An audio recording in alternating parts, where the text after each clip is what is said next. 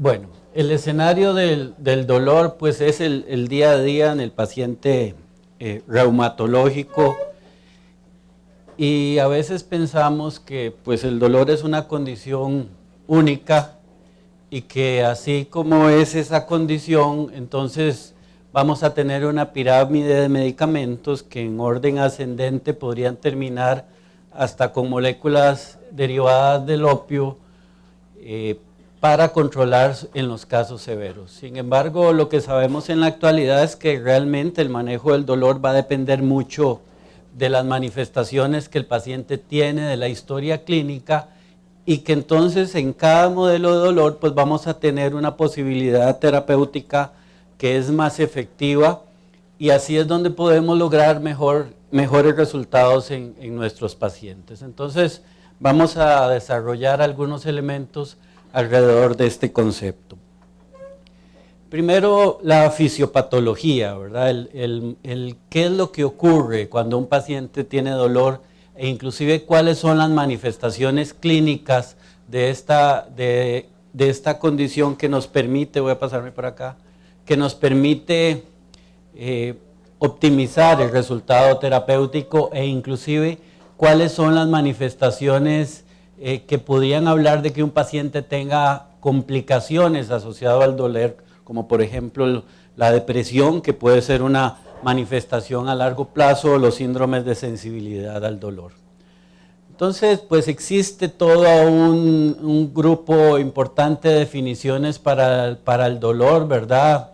La clásica, una sensación desagradable, aunque existen otras condiciones que podrían entrar ahí, no necesariamente es dolor. Es una condición universal, pero que puede tener una variabilidad de respuesta en cada paciente, y esto es fundamental para poder ubicar que cada paciente va a tener un umbral del dolor, un perfil del dolor, e inclusive una respuesta al dolor que puede ser modificada por factores del entorno. Habitualmente uno podría tener mecanismos de adaptación a la respuesta dolorosa, y se plantea que podría ser que en algunos casos pues ese mecanismo de adaptación inclusive puede generar un fenómeno de protección o una respuesta para evitar ese estímulo doloroso. Y los clásicos reflejos que tenemos con la respuesta motora cuando hay un estímulo doloroso es un ejemplo de esto. Pero también hay pacientes que podrían tener adaptación inadecuada al estímulo doloroso, sobre todo si ese dolor se mantiene y es parcialmente tratado, y entonces el paciente puede tener ya el dolor no como un síntoma, sino como una enfermedad. Se habla de que pacientes que tengan dolor crónico, ya per se eso se considera como un elemento patológico como tal.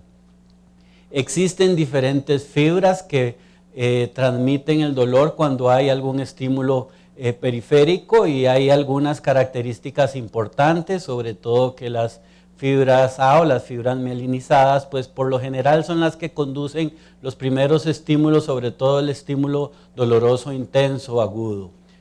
Las fibras desmielinizadas por lo general se encargan de otras manifestaciones sensitivas además del dolor, y esto es interesante porque los pacientes que tienen síndromes de dolor crónico o mecanismos de sensibilización al dolor por lo general tienen activación de este tipo de vías, y que por lo general se acompañan de otras manifestaciones además del dolor, como parestesias, e inclusive la alteración en la sensación quemante del dolor es una característica clásica del dolor que vemos, sobre todo de origen neuropático, y parece ser que esto es un signo interesante que tiene una sensibilidad mayor con respecto al resto de los síntomas que se asocian al síndrome de dolor neuropático. Entonces el dolor, luego de su estímulo, pues asciende hacia el sistema nervioso central para que podamos luego percibir y hacer consciente esa manifestación. Y ahí es donde vienen elementos importantes que pueden hacer que el dolor pues se vaya amplificando en las diferentes vías que ascienden hacia el sistema nervioso central, y que esos mecanismos de amplificación podrían estar funcionando inadecuadamente en algunas condiciones patológicas específicas e inclusive como complicación a enfermedades que pueden generar inicialmente alguna manifestación de dolor específica, como por ejemplo la artritis reumatoidea, y que luego puede existir algún cambio en el patrón de dolor que nos podría estar relacionándose con algún mecanismo de respuesta inadecuada a ese estímulo doloroso.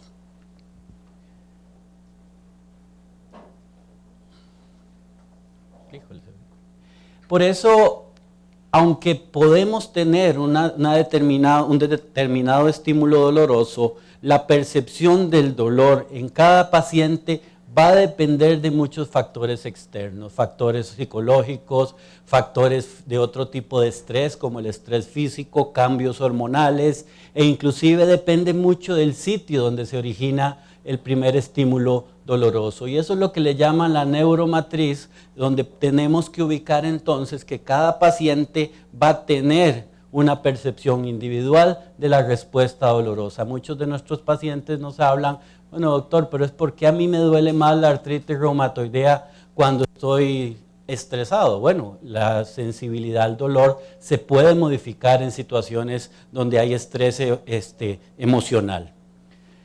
Y existen otros mecanismos a nivel de las vías del dolor que explican cómo algún grupo de pacientes pueden tener fenómenos de amplificación que implican inclusive intervenciones terapéuticas específicas. Existe un proceso de nociocepción que es la transformación del estímulo doloroso en una respuesta eléctrica y que está mediado por la producción de muchos de los mediadores clásicos, algunos de ellos conocidos en la respuesta inflamatoria, y que lo que hacen es abrir un grupo importante de canales iónicos y se da la transformación entonces de ese estímulo químico a un estímulo eléctrico que va a ascender por la vía ascendente del dolor. A nivel de médula espinal existen algunos mediadores importantes en la amplificación del dolor y uno de ellos es la producción de prostaglandinas, que va a hacer que no solo se estimule el proceso nocioceptivo, sino que además se dé una amplificación ya a nivel del sistema nervioso central. Las prostaglandinas básicamente lo que van a hacer también mediante el estímulo de sus receptores es abrir canales, básicamente canales de potasio y en algunos casos también canales de sodio, que van a amplificar ese estímulo doloroso inicial. Pero además en algunos pacientes podemos tener mecanismos de hipersensibilidad en vías todavía superiores en el sistema nervioso. Y una de estas vías está mediada por la producción de glutamina, donde se ha observado que cuando hay un estímulo doloroso persistente, se puede modificar la sensibilidad de los dos receptores clásicos de la glutamina, los receptores del AMPA y el DMNA, que pueden amplificar también el dolor, sobre todo a nivel del tálamo y también en médula espinal. Y existen otros mecanismos de sensibilización que pueden estar mediados por otros neurotransmisores, sobre todo la sustancia P, que también nos puede bloquear en alguna medida la vía descendente del dolor, como otro elemento tan importante como la producción de glutamina. Y también las prostaglandinas a nivel del tálamo se ha observado que pueden generar parte de ese mecanismo de sensibilización central, donde también evidentemente por el estímulo de su receptor van a participar en la apertura de canales, sobre todo canales de potasio y en algunos casos, como les mencionaba, de sodio. Y también se ha observado que cuando hay un estímulo doloroso persistente, se pueden generar vías anormales e inclusive conexiones entre las neuronas, hasta se puede generar una respuesta inflamatoria de índole neurogénica. Y eso es lo que le han llamado las vías antidrómicas, donde inclusive la vía que naturalmente debería de ser una vía descendente del dolor, se podría transformar más bien en una vía aferente que podría transmitir más impulsos dolorosos y amplificar también el dolor. Y entonces, paralelo a estos mecanismos que el dolor puede estar generando, podríamos tener algunos aspectos clínicos y algunos síndromes clásicos que en la reumatología enfrentamos. Hablamos de modelos de dolor, donde está el dolor nocioceptivo, donde el paciente puede tener algún tipo de noxa externa, qué sé yo, el golpe, efectos de temperatura, por ejemplo. Podemos tener el dolor somático, donde se destaca en este caso el dolor con algún elemento inflamatorio. Es uno muy frecuente que vemos en los pacientes con enfermedades reumáticas. Ya vimos cuáles son las características de los síndromes dolorosos con afección axial, que el doctor Vega nos planteó, clásicamente las espondiloartropatías. Y también tenemos el elemento del dolor neuropático, que en reumatología no deja de ser un cuadro o una manifestación dolorosa infrecuente. Muchos de nuestros pacientes cursan con mucha afección neurológica, por ejemplo las vasculitis, clásicamente muchas de ellas pueden asociar alguna afección en sistema nervioso que va a generar inclusive en algunos casos dolores mixtos. Entonces tenemos el síndrome de dolor articular, que tenemos el clásico dolor inflamatorio, que es un dolor en reposo, que asocia rigidez matinal, que por lo general mejora con la actividad física. Tenemos el dolor asociado a enfermedad articular degenerativa o lo que conocemos como artrosis, donde algunos de ellos pueden tener elemento inflamatorio y tener algunas de las manifestaciones de dolor inflamatorio, o inclusive simplemente tener dolor con características mecánicas que por lo general se exacerban con el uso de la articulación y que tienden a mejorar cuando el paciente evidentemente no utiliza la articulación. Algunos de ellos pueden tener rigidez matinal, sobre todo cuando están manifestándose más como un elemento inflamatorio, o algunos de estos pacientes que tienen derrame articular y también tienen algunas de estas características. Pero también tenemos a los pacientes que tienen síndromes de dolor generalizado, y clásicamente son aquellas manifestaciones dolorosas que vemos en el paciente que tiene fibromialgia, donde el paciente refiere que le duele todo, que le duele hasta los zapatos, y que en algunos casos, no todos, algunos de estos pacientes pueden tener zonas que han llamado zonas de hipersensibilidad o puntos gatillo, que no necesariamente tiene que ser un elemento presente para establecer el diagnóstico. Pero también, como les mencionaba, hay pacientes que tienen lesión en sistema nervioso central y que en sistema nervioso ya sea central o periférico, y entonces pueden tener manifestaciones ya de índole neuropático. Todos estos síndromes dolorosos tienen arsenales terapéuticos con números necesarios a tratar que pueden ser diferentes, y no necesariamente los medicamentos que nos van a funcionar para tratar el cuadro de dolor articular van a servir en los pacientes que tienen un síndrome de dolor central o los pacientes que tienen un dolor neuropático. Y entonces aquí les pongo un escenario: una paciente de 87 años, hipertensa controlada, no tiene el antecedente de enfermedad acidopéptica conocida, no toma aspirina. Ella se escapó de la moda o la epidemia de la aspirina, y tiene 2 años de dolor articular múltiple, que lo refiere en las rodillas, que se exacerba al subir y bajar gradas, se agrava evidentemente con el uso de sus articulaciones y mejora con el reposo, que ya tiene una presión arterial normal, cardiopulmonar, no hay alteraciones, tiene los famosos nódulos de Everden y de Bouchard, tiene juanetes, tiene un valgo, tiene hipertrofia sinovial en las rodillas y crépitos en ambas rodillas con inestabilidad de los ligamentos. Evaluando los síndromes de dolor que yo les planteé, ¿a dónde les calzaría esa paciente? ¿Alguien que me quiera contar?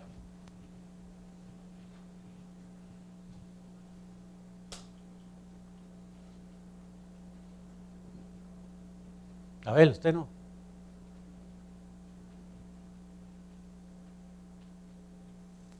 ¿Cuántos de ustedes se apuntan porque esto sea un dolor neuropático?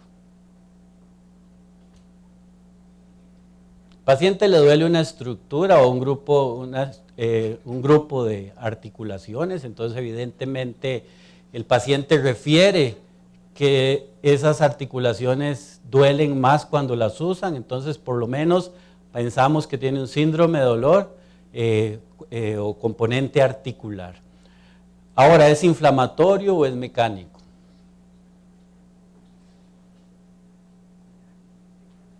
Mecánico, ¿cuántos se apuntan a que es un cuadro de dolor mecánico? Dolor articular mecánico, 3. Bueno, aquí hay que traer al presidente Solís a ver si nos sube las estadísticas de 3 a un 80%, ¿verdad? Él lo puede lograr. Bueno, estos son los deditos de la paciente. Entonces sí, probablemente esta paciente nos calce aquí, ¿verdad? Un cuadro de dolor articular mecánico. Cuando tenemos dolor articular, podemos valorar un grupo de opciones terapéuticas, los AINES, los esteroides, los antidepresivos, la pregabalina o un opioide. ¿Cuántos de ustedes se ubican con la posibilidad de utilizar un AINES? Haciendo referencia a que acetaminofén es una droga que inhibe la producción de prostaglandinas por inhibición de la ciclooxigenasa. Entonces, lo podemos ubicar acá, que no es antiinflamatorio, ya es otros 100 pesos. ¿Cuántos se apuntan a que un AINES sirve en el dolor articular? Ok. ¿Cuántos le darían un esteroide a Nuestra Señora? ¿Un antidepresivo? Ya nadie la quiere tratar, se la vamos a mandar al doctor Vega. ¿Pregabalina? ¿O un opioide menor? ¿Tramadol? ¿Codeína? Bueno, un enigma nuestra artrosis, está bien. Vamos a ver qué podemos hacer con ella. Entonces hablemos de algunos elementos farmacológicos que nos pueden ayudar para el manejo de los síndromes dolorosos. Los antiinflamatorios en general pues se relacionan a un mecanismo básico, aunque podríamos hablar de otros mecanismos paralelos, que es la inhibición de la producción de prostaglandinas por afección de alguna de las dos isoenzimas de la ciclooxigenasa, aunque sabemos que los AINES podrían inhibir otras isoenzimas de la ciclooxigenasa e inclusive actuar en otros sitios diferentes que median el dolor y que median la respuesta inflamatoria. En general, las drogas antiinflamatorias son de los medicamentos que más se utilizan en la práctica y son estos pacientes, el adulto mayor, el paciente que más se expone a antiinflamatorios. Se habla de que un 70% de las prescripciones de AINES son en adulto mayor y el 60% de los pacientes que toman AINES por lo general utilizan concomitantemente ácido acetilsalicílico, sobre todo como protección cardiovascular. El dolor asociado a la osteoartrosis es una de las condiciones dolorosas que más consultas generan, sobre todo el médico de atención primaria es el que más ve este tipo de paciente. Entonces, por lo general, el dolor mecánico, el dolor artrósico, que es una patología muy prevalente en el adulto mayor, es una condición que ustedes van a ver y que actualmente lo que más se les está utilizando son AINES. Sin embargo, la utilización de los AINES en este grupo de pacientes hay que tener algunas consideraciones importantes.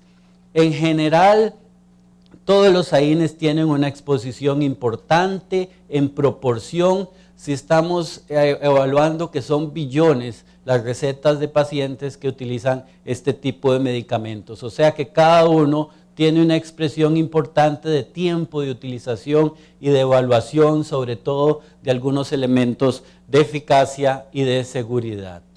Los AINES En algún momento los clasificamos por su familia química, eso sobre todo podría tener alguna utilidad con respecto a los efectos secundarios, sobre todo de origen alérgico, donde algunos de ellos van a depender del origen químico, aunque también existe otro fenómeno anafiláctico que está más relacionado al mecanismo de acción común que estos medicamentos tienen.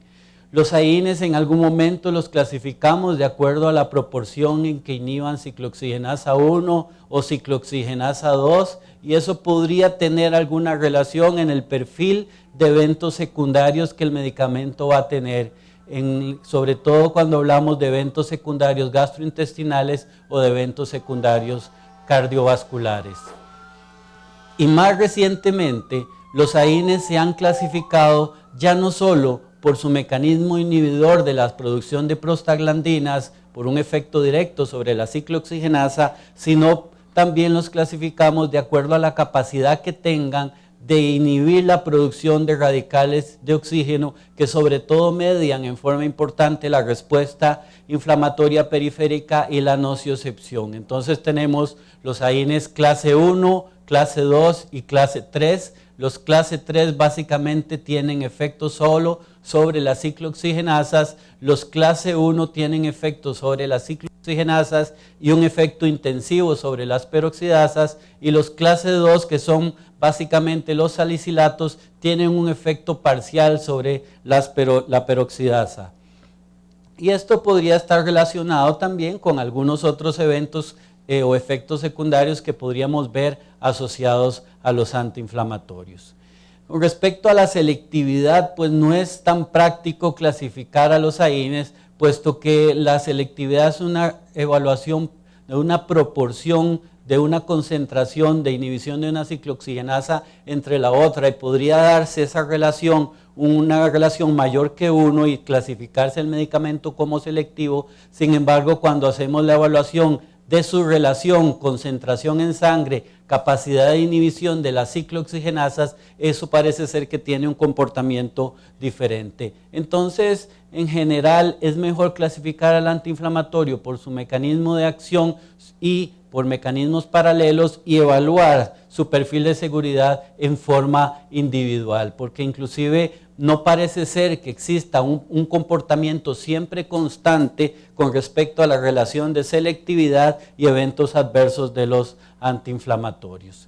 Lo que sí sabemos es que los antiinflamatorios pueden tener una inhibición de la ciclooxigenasa que habitualmente no comprometería la función fisiológica tanto de la ciclooxigenasa 1 o la ciclooxigenasa 2, a no ser que el paciente asocie factores de riesgo ya que inhiban por otras vías la producción de prostaglandinas, y eso es lo que expone a cualquier AINES a tener mayor riesgo, ya sea gastrointestinal o cardiovascular, que va a estar directamente condicionado por el paciente. Es el principal predictor de la posibilidad de un resultado de un evento adverso, más que el antiinflamatorio que utilicemos como tal.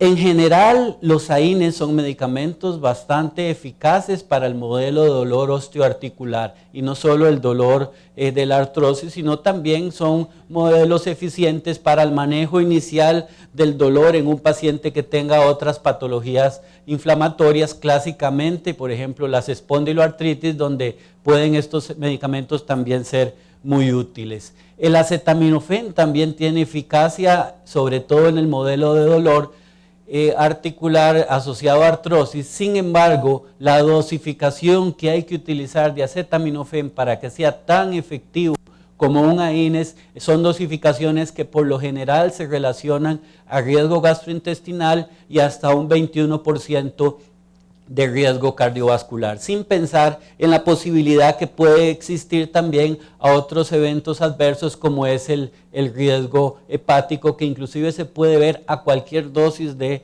acetaminofén utilizada. En general, entonces, el número necesario a tratar en el modelo de dolor articular artrósico, pues, y en general la enfermedad artropatía inflamatoria, es bastante competitivo de los AINES, inclusive en comparación con opioides. Por eso no es un criterio de severidad, por ejemplo, tener una artritis reumatoidea que no responda a tramal o que no responda a morfina. La articulación inflamada lo que va a hacer es reírse de nosotros si nosotros pensamos que una artritis reumatoidea va a ser el opioide del medicamento de elección. Va a ser un buen antiinflamatorio y probablemente el paciente ya estaba recibiendo un esteroide, hacer el ajuste a la dosis del esteroide para controlar la crisis, mientras sobre todo las drogas modificadoras de la evolución controlan la enfermedad.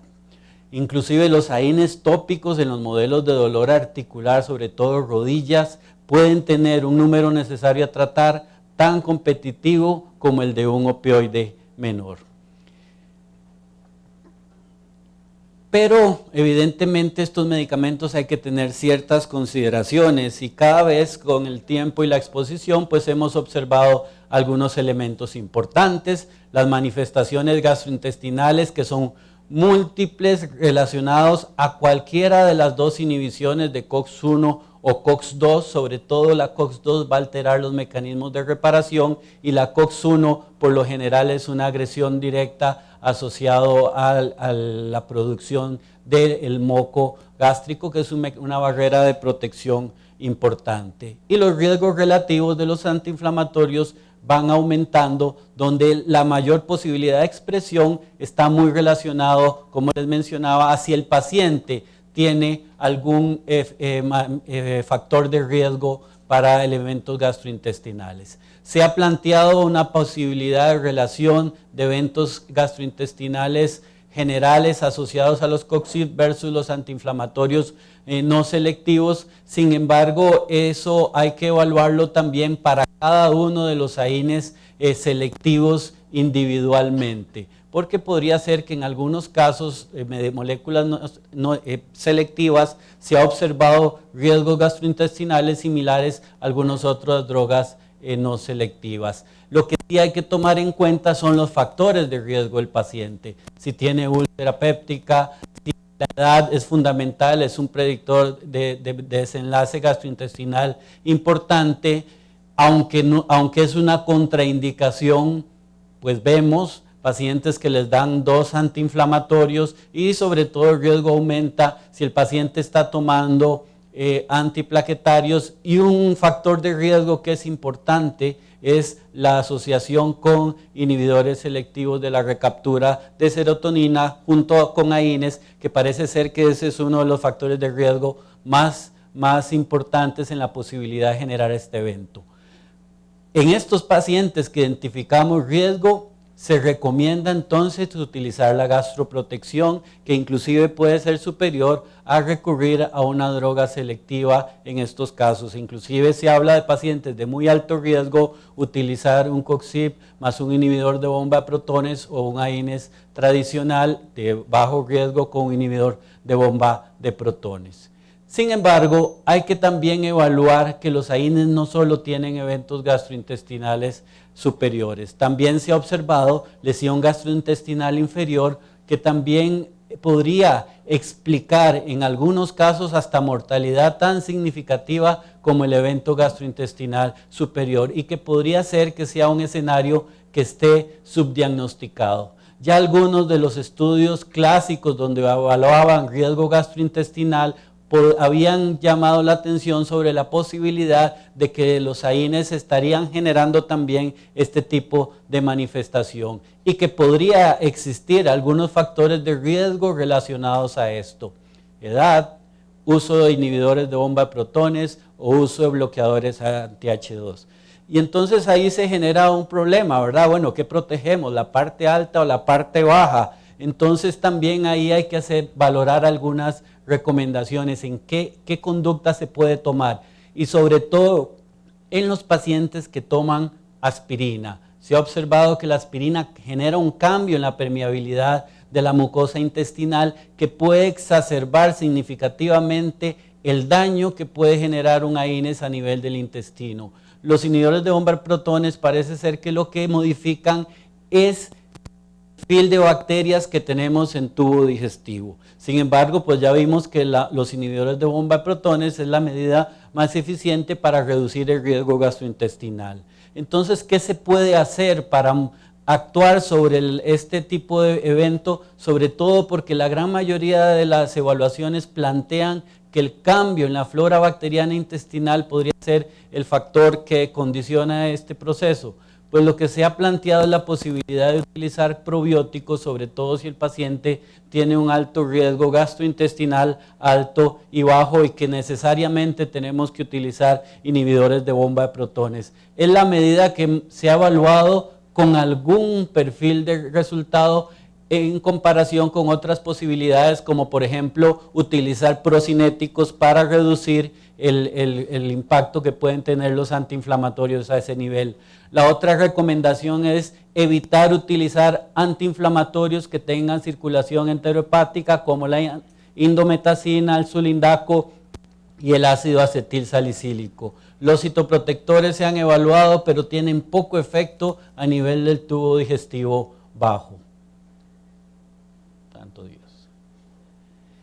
Pero además este tipo de pacientes manejan un riesgo cardiovascular y en general todas las enfermedades reumatológicas manejan riesgos cardiovasculares. Cuando pensamos en una espondiloartritis como la espondilitis anquilosante o la artritis psoriásica, son pacientes con un riesgo cardiovascular similar al de la diabetes mellitus, además de que un porcentaje de ellos son diabéticos. Y entonces se ha observado que tener enfermedad articular y exponerlo a antiinflamatorios también nos implica hacer algunas evaluaciones de seguridad. El mecanismo por el cual un AINES genera riesgo cardiovascular es múltiple y hasta ya exhaustivamente evaluado por muchos autores. Tal vez el elemento más importante es el impacto que puede tener un antiinflamatorio sobre la activación del sistema renina-angiotensina, regulando el tono vascular, el flujo sanguíneo renal, y además también el sistema renina-angiotensina pues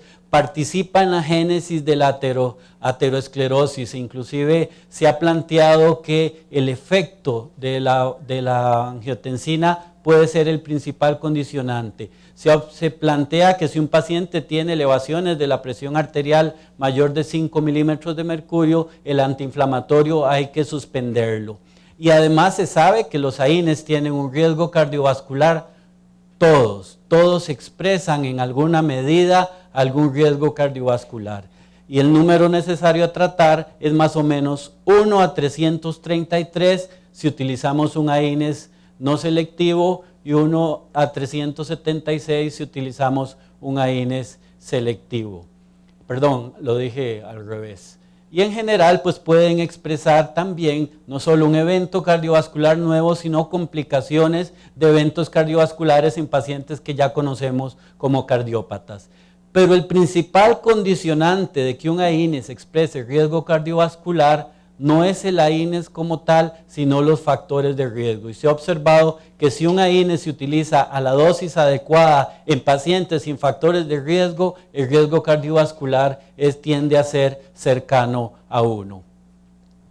E inclusive en pacientes que tienen artropatía inflamatoria se han hecho observaciones en pacientes hasta por 15 años, donde se ha observado que los pacientes que toman AINES tienen una mortalidad total más baja. Inclusive hay una mortalidad cardiovascular mayor en los pacientes que toman opioides versus AINES. Y entonces esto es interesante porque tampoco es que sea una medida que tengamos que abolir completamente, porque también hay que recordar que el principal factor de riesgo cardiovascular es el dolor. Tener dolor expresa riesgo hasta 4 veces y eso es mucho mayor a lo que un antiinflamatorio nos puede generar. Y para eso entonces existen guías en el paciente que tiene enfermedad articular y la posibilidad de los 2 riesgos más importantes y cómo podemos utilizar ya sea la selectividad por COX-2 o la combinación con inhibidores de bomba de protones para reducir su riesgo. Esta no es más que otra de las recomendaciones de la Liga Europea de Reumatología para la utilización de AINES, sobre todo en este tipo de pacientes como el que les presenté al inicio. Sin embargo, en algunos escenarios, pues los AINES pueden fallar. ¿Por qué? Bueno, porque no haya correlación entre el modelo del dolor y la utilización de este tipo de moléculas. Y entonces es cuando hablamos de medicamentos que tengan algún efecto central. Los opioides lo que hacen es favorecer el efecto de las endorfinas, son agonistas de los receptores de las endorfinas y nos van a favorecer la liberación de muchos de los mediadores de la vía descendente del dolor, y además de eso pueden tener algún efecto antagonista del efecto de la glutamina por desensibilización de esos receptores. Y entonces es un mecanismo que está mediado por un sistema efector acoplado a la proteína G, que también lo que va a hacer es más bien bloquear la entrada de calcio para inhibir la exocitosis de mediadores del dolor, pero en otras neuronas más bien pueden favorecer la liberación de neurotransmisores como por ejemplo la serotonina y el GABA. El tramadol tiene algunas características diferentes, sobre todo cuando lo utilizamos por vía oral, nos puede también tener un efecto que inhiba la recaptura, sobre todo de noradrenalina y serotonina, y comportarse como un antidepresivo tricíclico. Y también, pues evidentemente va a tener el efecto opioide. Se plantea que los pacientes que tienen síndromes de dolor central, como por ejemplo la fibromialgia, es recomendado utilizar el tramadol por vía oral, porque este metabolito evidentemente va a necesitar la vía hepática para transformarse. Tal vez uno de los inconvenientes que pueden tener los opioides menores es que aunque mejoran significativamente la escala visual análoga del dolor de los pacientes, afectan significativamente su funcionalidad, y eso podría ser uno de los factores que explica en algunas de las series o observaciones esa mayor mortalidad asociada a los opioides versus los AINES en general. Y entonces yo les pongo una paciente que tiene la misma edad, pero le quitamos todo el elemento anterior, ponemos como una diabética entre comillas controlada, aunque los pacientes a veces no saben que nosotros tenemos el as bajo la manga que se llama hemoglobina glicosilada, y que no tiene historia de enfermedad acidopéptica, tampoco toma aspirina, y tiene dolor en manos y pies con parestesias ahí y disminución de la sensibilidad. A ver, ahora sí se plantean alguna posibilidad de modelo de dolor. ¿Será un dolor articular? Dolor neuropático. ¿Cuántos se apuntan a dolor neuropático? Bueno, como que son más expertos en el dolor neuropático. Sí, es una posibilidad importante, ¿verdad? Y es típica el dolor con este patrón en el paciente que tiene diabetes mellitus, y muchas veces por tener afección en manos, algunas veces vemos estos pacientes como una posibilidad de diagnóstico por otras entidades. Sin embargo, es clásico este tipo de manifestación. Evidentemente, estos pacientes empiezan a tener un proceso de adaptación inadecuada y fenómenos de hipersensibilidad mucho más marcados y más tempranos que los que podemos ver en un paciente que tiene osteoartrosis. Sin embargo, está bien descrito un síndrome de dolor por sensibilidad central asociado a la artrosis, clásicamente patología espinal y artrosis de rodilla. Se han evaluado múltiples medicamentos que podrían ser consecuentes con el modelo de dolor, sobre todo porque se plantea que los pacientes que tienen síndrome de dolor central y síndrome de dolor neuropático, hay una activación insuficiente de la vía descendente del dolor con niveles bajos de algunos neurotransmisores, pero también puede haber una activación secundaria o podría ser la causa de producción de algunos mediadores de la vía ascendente, sobre todo la sustancia P. Y entonces tenemos diferentes opciones terapéuticas de acuerdo al mecanismo de acción. Los medicamentos que les llamamos neuromoduladores o que aumentan los niveles de noradrenalina y serotonina, aunque hay algunos selectivos también que podrían tener un efecto menor en el control de este tipo de pacientes. Los alfa-2 ligandos, que lo que hacen es modificar básicamente los canales de calcio y podrían utilizarse otras moléculas que tienen efectos sobre otros canales iónicos, como por ejemplo algunos anticonvulsivantes que pueden bloquear canales de sodio e inclusive algunos de ellos canales de sodio y de calcio, donde clásicamente se describía la carbamazepina, pero con un papel que podría ser menor con respecto a estos dos grupos terapéuticos. Y entonces casi todos ellos se han evaluado con estudios que se pueden clasificar como niveles de evidencia 1 o 2 para valorar la posibilidad de resultado terapéutico. Evidentemente el objetivo terapéutico y la posibilidad de resolución no es un efecto tan marcado como el que podemos ver en un AINES en el modelo de dolor articular y por ejemplo en las espondiloartritis, donde inclusive puede ser un factor para establecer o acercarse al diagnóstico de estos pacientes. Y esto es fundamental, porque los pacientes que tienen síndromes de dolor central y sobre todo fibromialgia a veces tienen una expectativa muy grande sobre la opción terapéutica y eso puede generar también una dificultad para procesar adecuadamente el dolor. Sí hay que plantearle al paciente un escenario realístico de él, lo que puede generar algunos de estos medicamentos y cuáles tienen más o menos evidencia.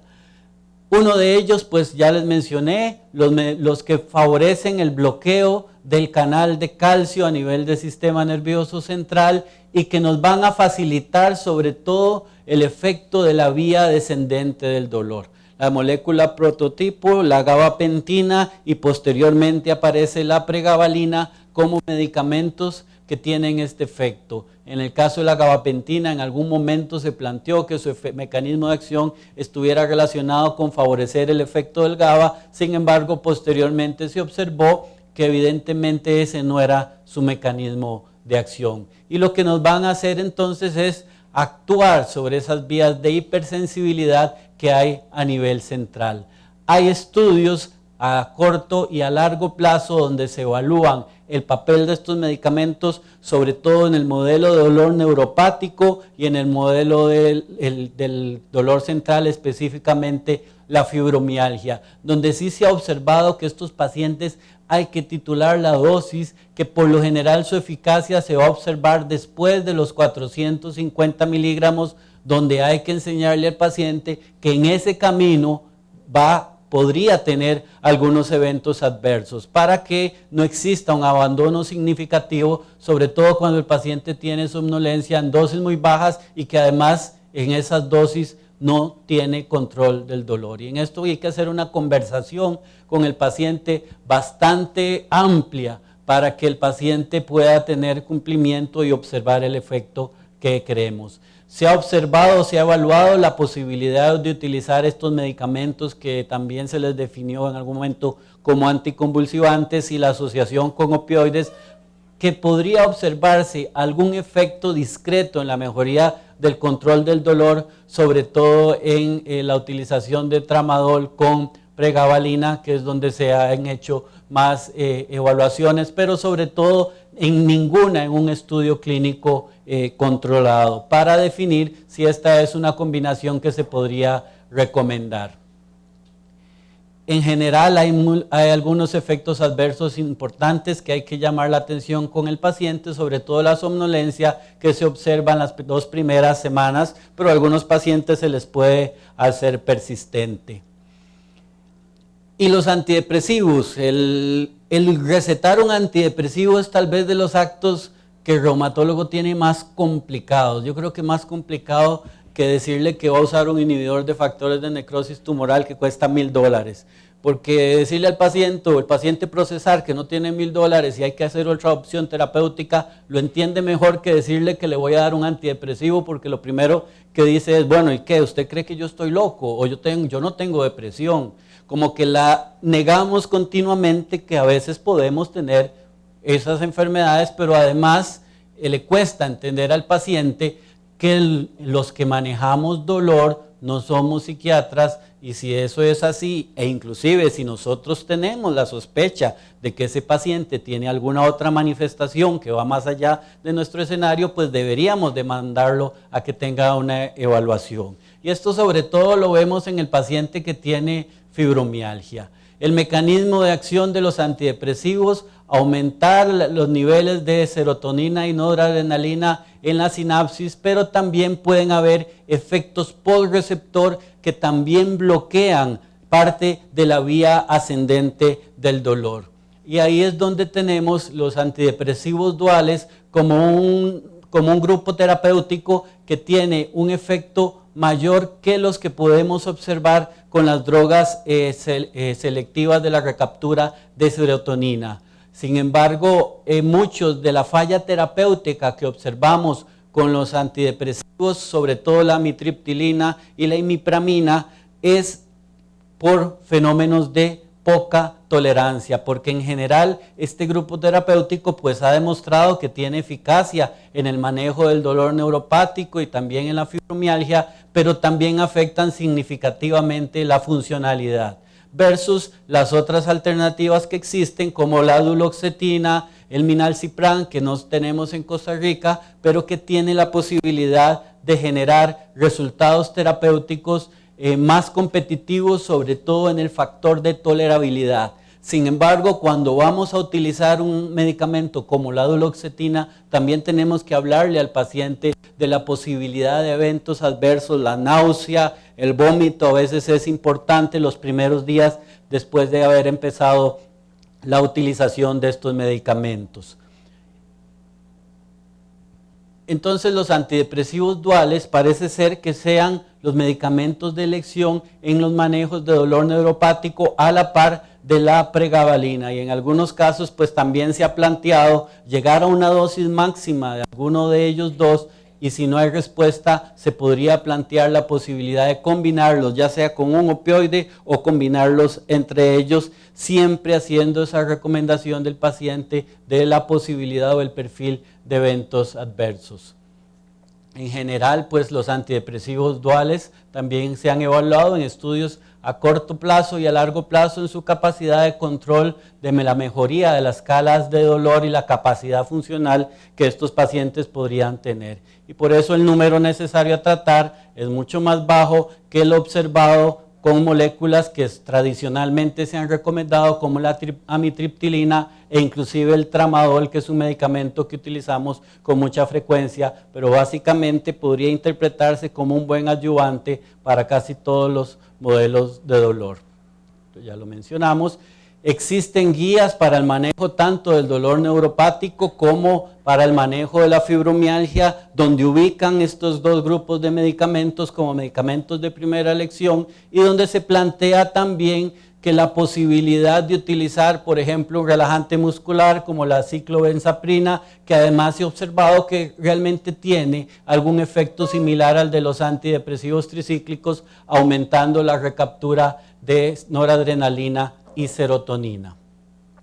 Pero una cosa importante, y sobre todo es una experiencia que hemos ido observando con las guías de manejo en las clínicas de fibromialgia aquí en la clínica, y que fue algo que nos enseñó el doctor Díaz Coto allá en el Hospital México, es que el paciente con un síndrome de dolor central hay que manejarlo en equipo, hay que educarlo significativamente, hay que ayudarle con terapia física, eso le mejora al paciente su capacidad funcional, e inclusive si lo educamos en el aspecto de cambiarle ese perfil negativo alrededor del concepto de enfermedad dolorosa, como muchas veces le decimos al paciente con fibromialgia, mejoramos también significativamente su entorno familiar, donde influimos mucho con la terapia cognitiva conductual para que el paciente tenga herramientas para abordar todas esas tareas que le vamos a poner: perder peso, hacer ejercicio, adaptarse a sus medicamentos. Podría sumar hasta un 48% la eficacia que podemos ver en estos pacientes. Por eso es que trabajar en equipo en casi todas las áreas terapéuticas es fundamental. El acto médico no puede ser simplemente un acto de vanidad del médico donde hace su gran diagnóstico. Hay que recordar que lo que vamos a hacer es resolverle un problema al paciente, y el paciente debe ser el más importante en todo ese escenario de la historia del dolor, porque estamos hablando de pacientes que están siendo agredidos continuamente y que pacientes que no entienden qué es lo que les está ocurriendo, a no ser que sean médicos, pero yo los he visto a ustedes y me he visto yo con dolor y ahí definitivamente nos transformamos en otro elemento totalmente carcomido por la incertidumbre. Entonces me extendí un poquito porque metí los casos clínicos y porque tenemos que ir a ver la novela, y creo que el doctor Díaz Coto me dijo que me iba a invitar a unas cervezas, si más no recuerdo. No sé si tienen alguna pregunta.